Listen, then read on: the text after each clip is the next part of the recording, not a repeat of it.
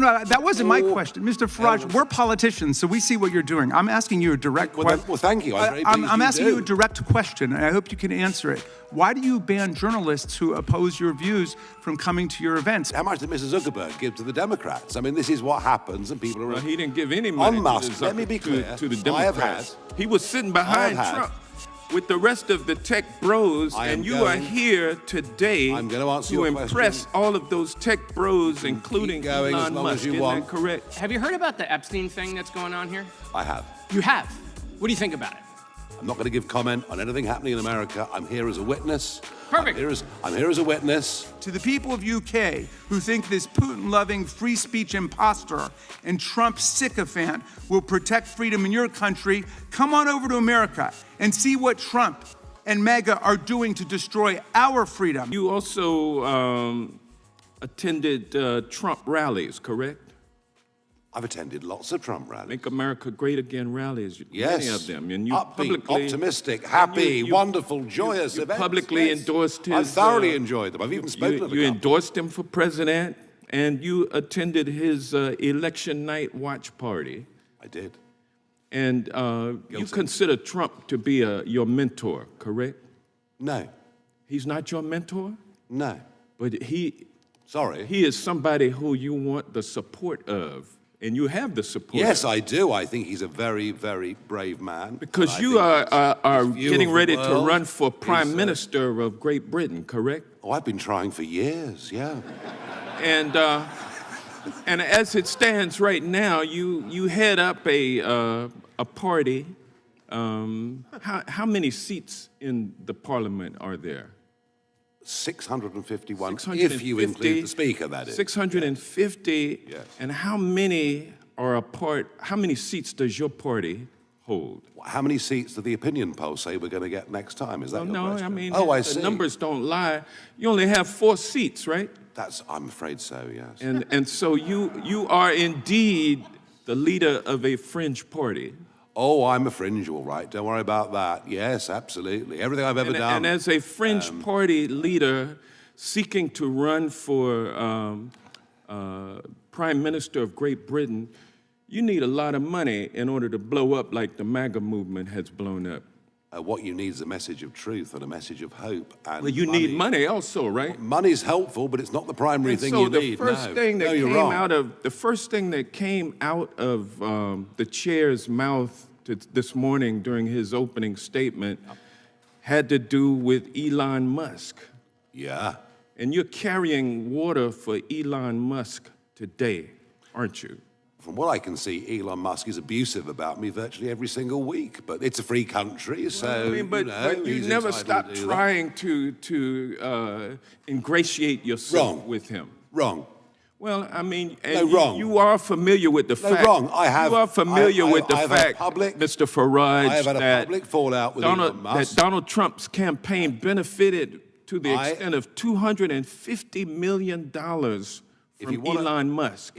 Well, I mean, how much? You are familiar with that, correct? How much did Mr. Zuckerberg give to the Democrats? I mean, this is what happens, and people are. Well, he didn't give any money on Musk. Let me be clear. To the Democrats. He was sitting behind Trump with the rest of the tech bros, and you are here today to impress all of those tech bros, including Elon Musk. Isn't that correct? I'm going to answer your question very, very honestly. You need money from Elon Musk in order to get elected Prime Minister of Great Britain. That's the bottom line. Isn't that correct? We consider all day, as long as the chairman allows us. I don't mind. I had a very public falling out with Elon Musk. But you're still trying to get some money from him, though. Over a political issue. It's not about the prior disputes. I'm sorry, you're trying to ingratiate yourself with the tech bros by coming over here and Can I get a cup of coffee or something? And you're arguing. We'll be here a long time. What you're arguing is that the citizens of Great Britain should pay a tariff if these tech companies are not allowed to violate the laws of Great Britain. No, I'm not. So, Mr. Farage, first of all, to be called charming by you, a man of your evident erudition and dazzling brilliance, is undoubtedly a Lifetime Achievement Award for me, so I will hold it closely. But I wanted to ask you about your commitment to the freedom of speech universally. I think it's a principle that you advocate for everyone, not just for people who are in your party or people you agree with. You said that there should not have been a protest against the Gaza war in the UK. And then when it went ahead, the police refused to shut it down. You called them gutless for not shutting it down. Do you regret having opposed that, given that there was no violence there and there were 700,000 people who wanted to express themselves that day? I have not opposed people standing up and protesting in favor of people living in Gaza at all. There was one particular day, and it was the Sunday nearest November the 11th, which was when we had big memorial services in London, and I think a march being allowed to go ahead on that day would have been a mistake. Any other day, fine. Oh, I see. Who gets to decide that? What I think actually is something that is embedded in the country, something that is absolutely fundamental to. That's why we have a written constitution. You might take that idea back to the UK with you. Well, because the freedom of speech applies 365 days a year here under the First Amendment, not 364 or 363, depending on some politicians heckling the government and telling them to shut down free speech. We have allowed mass pro-Gaza demonstrations in London, weekend after weekend. No thanks to you. Weekend. All right, let me change. This was let me try another one. particularly sensitive day. That's all. I got you.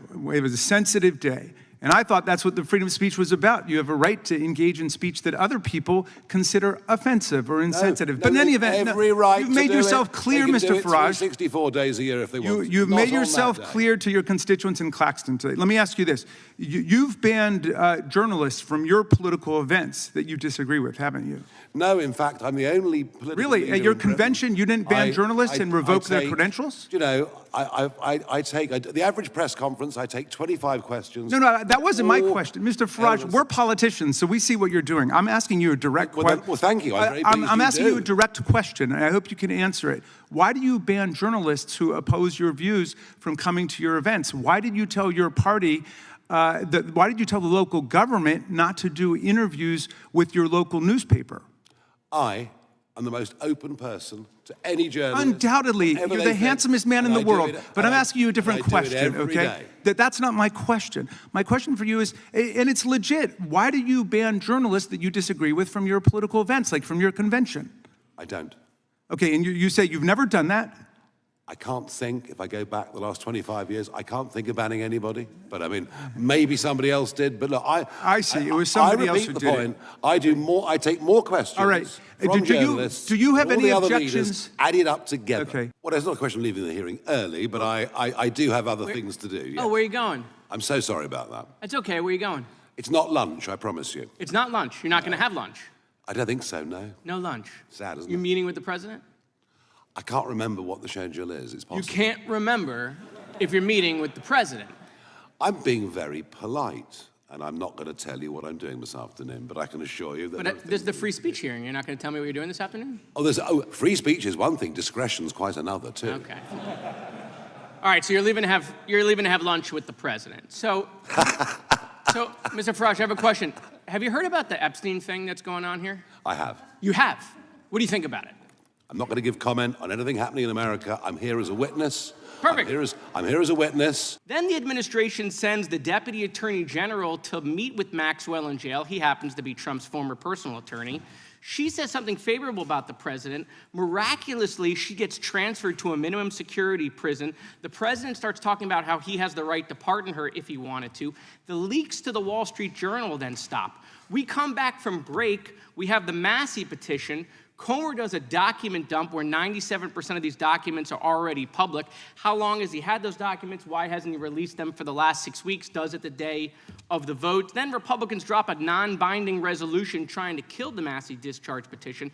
The White House said passing the Massey discharge petition is a hostile act. Wow. That's a lot of distraction and deflection and misinformation.